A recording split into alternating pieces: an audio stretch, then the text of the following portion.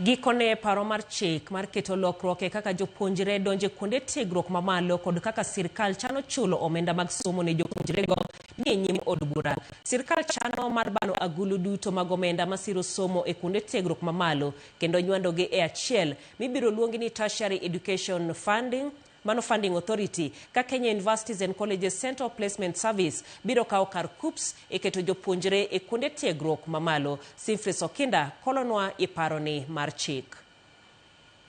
Higni adek tok ne chako chenro manyien mar siro som jopuonjre kuonde tiegruok mamalo, sirkal Ruto chako loko tanga kendo koro chano mar kelo lokruok madito e kaka itayo somo e kuonde tiegruok mamalo. Paro mar chik ma idendo ni Tertiary Education Placement and Funding Bill 2026 koro ni nyim od bura. Paro mar chik ni lero ni sirkal dhi tiyo kod mana duol ariyo kende e tayo chenro mag chudo kod keto jopuonjre kuonde tiegruok mamalo.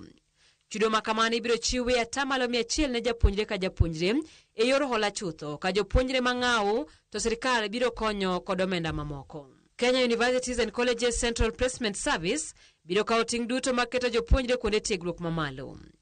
Kuonde tiegruok ibiro dwar mondo chiw kit somo mag puonjo, nengo kod thuolo ma gin-go motel ne duoko mag penj madongo wuok. Duolo bende biro tayo jopuonjre yiero kit somo kod tije ma gibiro dwaro timo tok tieko skul kaluwore kod dwaro mantiere chiro. Parni mana jopuonjre moketie kuonde tiegruok kod duolni ema biro yudo sir mar somo bed ni gisomo kuonde tiegruok mag sirkal kata mag ji giwegi. Duol mar ariyo mabiro tayo weche mag chulo omenda mag somo ne jopuonjre en mano ma Tertiary Education Funding Authority kata TEFA.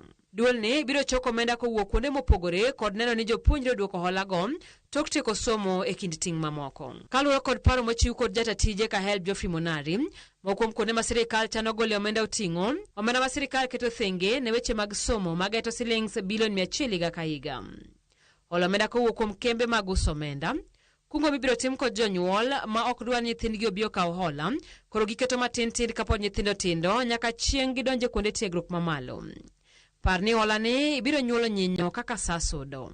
Kamachielo ma sirkal geto gole omenda en omenda ma jomoko chulo tok tieko somo kaachiel kod hola mikawo to iduoko kuom thuolo malach gi omenda michiwo to ok duoki. Wichbar maduong' ma Helb osebedogo en wach mar jomoko tamre duoko hola.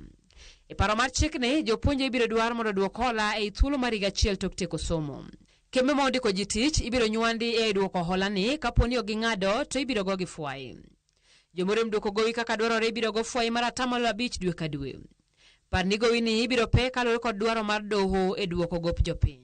Lokruok e chikni kopuodhi ibiro ketho duol mar Higher Education Loans Board, Universities Fund Board kod TVET Funding Board. Jod bura igeno ni biro twak e wi paro mar chikni e juma mabiro. Kosepuodhe ibiro chak ti kode kod jopuonjre machako skul e dwe manyien. Simfris Okinda, Ramogi TV.